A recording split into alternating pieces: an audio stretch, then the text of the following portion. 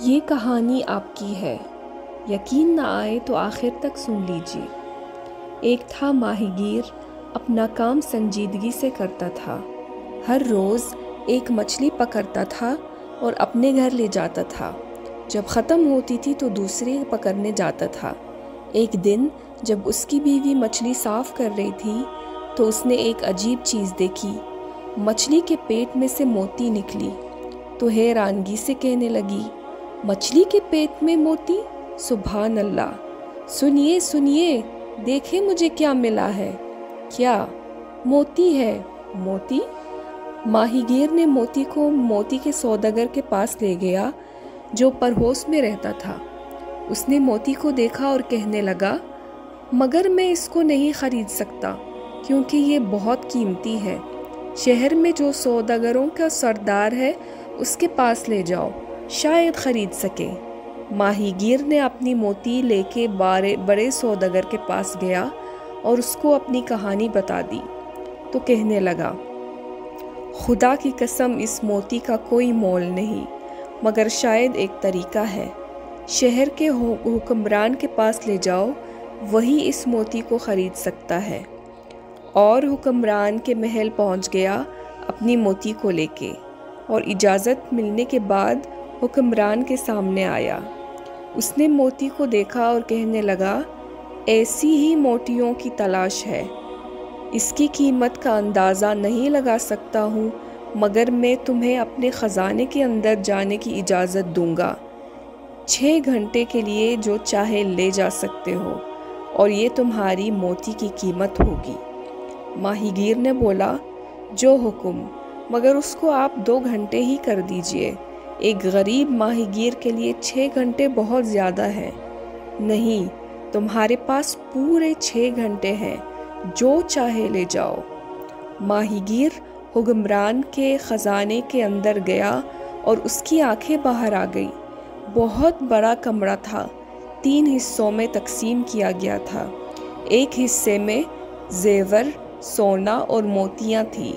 دوسرے حصے میں آرام دہ فرنیچر اور بستر تھا جس کو دیکھتے ہی نیند آ جائے، اور تیسرے حصے میں ہر قسم کا لذیذ ترین کھانا پینا تھا۔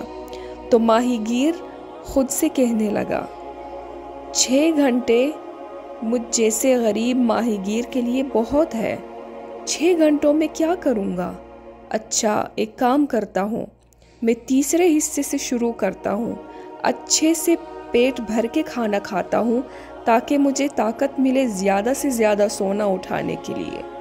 تو ماہی گیر نے پورے 2 گھنٹے لگا دیے کھانے میں، اور جب اس کا پیٹ بھر گیا تو پہلے حصے کی طرف چل پڑا، اور راستے میں اسے وہ آرام دہ بستر نظر آیا تو اس نے سوچا، ابھی تو میں نے پیٹ بھر کے کھایا ہے، تو کیوں نہ میں تھوڑی دیر کے لیے آرام کروں تاکہ مجھے زیادہ سے زیادہ سونا اٹھانے کی طاقت ملے۔ یہ موقع دوبارہ نہیں ملنے والا ہے، تو اس کو کسی قیمت پہ ضائع نہیں ہونے دوں گا۔ ماہی گیر بستر پہ لیٹ گیا اور گہری نیند میں چلا گیا۔ کچھ وقت کے بعد اس کو آواز آئی، اٹھ جاؤ اے بے وقوف ماہی گیر، اٹھ جاؤ، تمہارے 6 گھنٹے ختم ہو گئے۔ کیا؟ میں نے کچھ بھی نہیں لیا؟ جی، اب باہر نکلو، برائے مہربانی تھوڑا اور وقت دے دیں۔ 6 گھنٹے سے تم اس خزانے میں ہو، ابھی غفلت سے باز آئے ہو، اب سونا لینا چاہتے ہو۔ جب تمہارے پاس وقت تھا تب کیوں نہیں جمع کیا تاکہ باہر آ کے اپنے لیے بہترین کھانا لا سکو اور بہترین فرنیچر بنوا سکو؟ مگر تم بہت بے وقوف اور تنگ نظری نکلے۔ اس کو باہر نکالو۔ نہیں نہیں۔ کہانی ختم ہو گئی، مگر سبق ابھی باقی ہے۔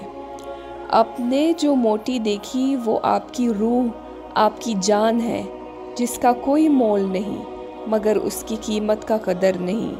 اور وہ خزانہ، وہ دنیا ہے، اس کی عظمت دیکھی اور ہم کس طرح اس کا استحصال کرتے ہیں۔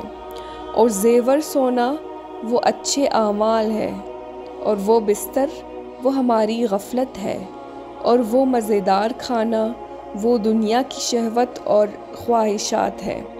اور اب اے ماہی گیر اور آپ جو اس کہانی کو سن رہے ہیں، کب تم اپنے غفلت سے باز آؤ گے اور کب اپنے آرام دہ بستر کو چھوڑ کے اپنے سامنے رکھا ہوا زیور جمع کرنا شروع کرو گے، اس سے پہلے کہ آپ کو دی ہوئی مہلت ختم ہو جائے، جو کہ آپ کی عمر ہے۔ اس کے ختم ہونے کے بعد پچھتاوے کا کوئی فائدہ نہیں۔ اللہ تعالیٰ نے فرمایا ہے، حَتَّى إِذَا جَاءَ أَحَدُكُمُ الْمَوْتُ قَالَ رَبِّ ارْجِعُونِ لَعَلِّي أَعْمَلُ صَالِحًا فِي مَا تَرَكْتُ كَلَّا إِنَّهَا كَلِمَةٌ هُوَ قَائِلُهَا وَمِنْ وَرَائِهِمْ بَرْزَخٌ إِلَى يَوْمِ يُبْعَثُونَ۔ یہاں تک کہ جب ان میں کسی کو موت آئے تو کہتا ہے کہ اے میرے رب، مجھے واپس پھر دیجئے، شاید اب میں کچھ بھلائی کماؤں اس میں جو چھوڑ آیا ہوں۔ حشت یہ تو ایک بات ہے جو وہ اپنے منہ سے کہتا ہے، اور ان کے آگے ایک آڑ ہے اس دن تک جس دن اٹھائے جائیں گے۔ کہانی پسند آئے تو لائک اور شیئر کرنا نہ بھولے۔ فی امان اللہ۔